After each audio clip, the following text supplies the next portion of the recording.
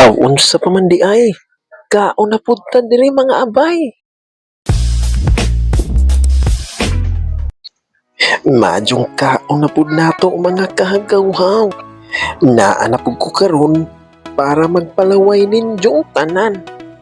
Aw, unsa pa man di ay no? Maora man ni pirminti buhat nato mga amigo. Kaon diri kaon didto. Pero kaning hitabua, nagkatipok ra jud mi ani.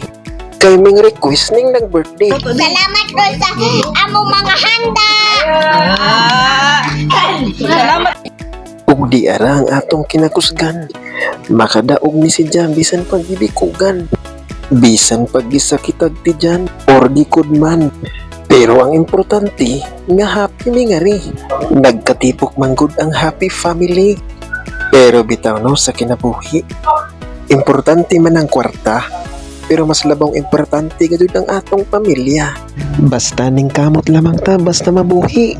Ang importante ang atong hinaguan wa na to gikuha sa mga dautan. Kana bang patas ta kung lumaban? Naintindihan nyo ba? Nasabtan nyo ba? Naintindihan nyo naman. Cut out sildo na mo. Cut out sildo na mo. Sus, among tiyao. Hoy.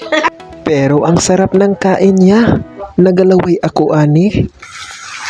Birthday, bebe. Hello, ako ang princess sa tatanan.